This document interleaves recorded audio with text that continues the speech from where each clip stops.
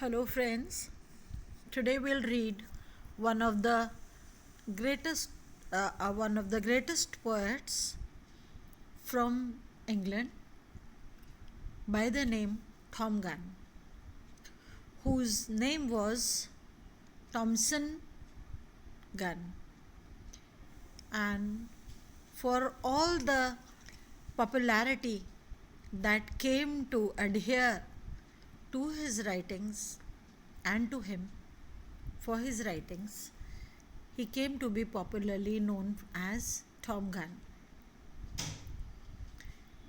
In fact, he had a suffering childhood and which caused a lasting impact upon his mind, a keen eye for observation.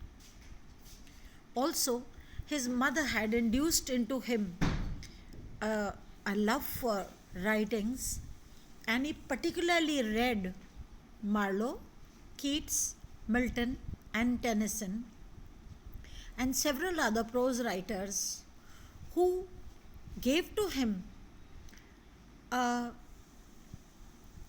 a beautiful sense of expression and love for details.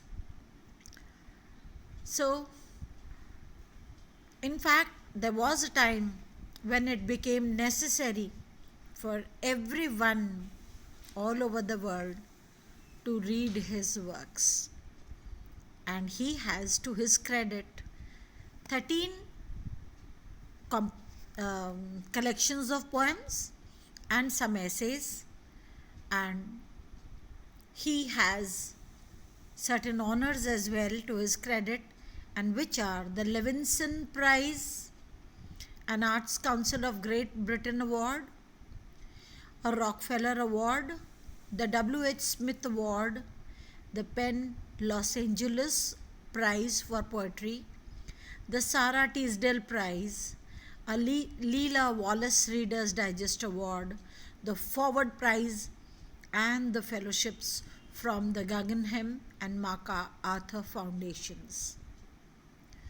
So, a writer of this repute and this dimension is the one who is Tom Gunn.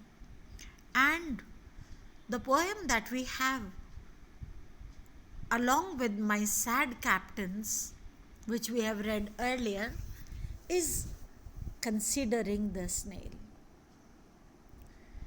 The title has too much to say about the character of Tom Gunn and his position as a poet, that a snail interests him.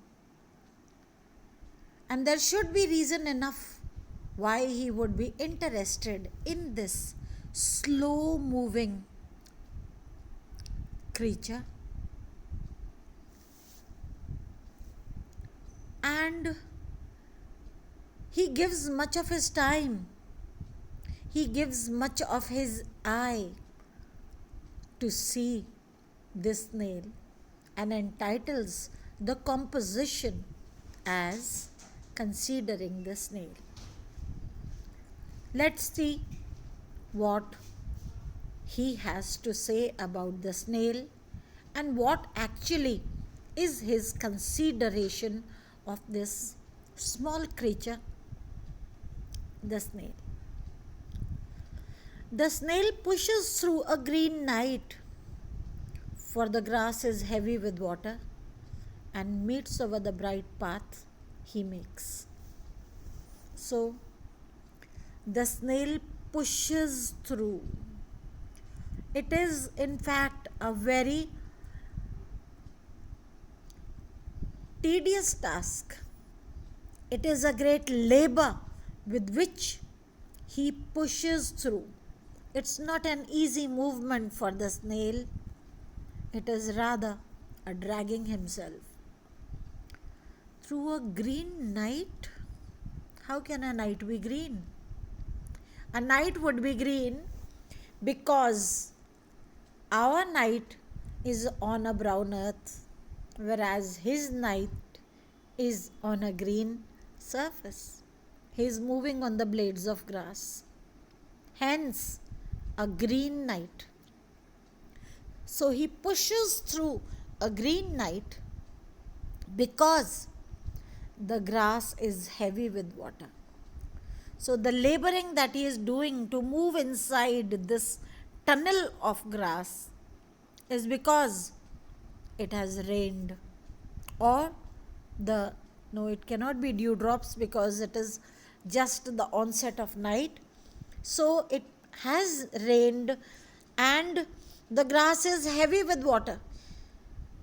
Droplets of water are sitting on the blades of grass and which have made it heavy, and this snail is moving in through the grass and meets over. So the grass also is on his head and he makes a bright path. How will a snail make a bright path on a green night? Because it exudes a kind of liquid from its body and which glistens as a white trail on the grass. So he moves and makes a white trail where rain has darkened the earth's dark. So rain has darkened the place which is already dark. Why is it already dark? Because it has been raining and the earth is dark enough. But because of the rain, the dark has been darkened still, with the sense that there is so much of weight of water around, despite the fact that the night is green, but the earth is dark.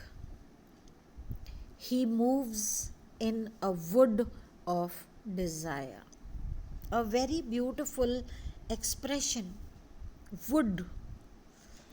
Wood is a forest without animals, a forest of trees, an overgrowth of trees. So what is the wood here? For the small creature as a snail, the blades of grass which are thick enough are like a wood. So he moves in a wood of desire.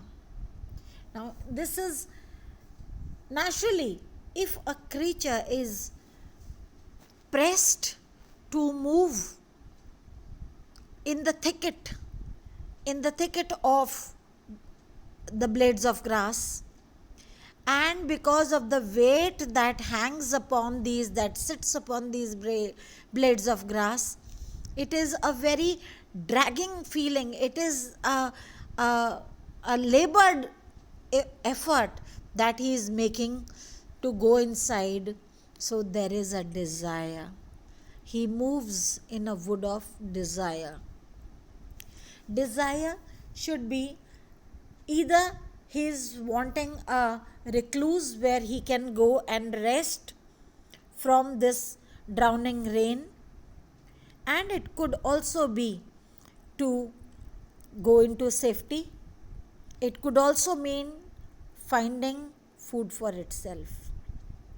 So all these are the desires which are causing this poor snail to move through this green night in between the grass that is heavy with water, and he is also making a path which is glistening because of the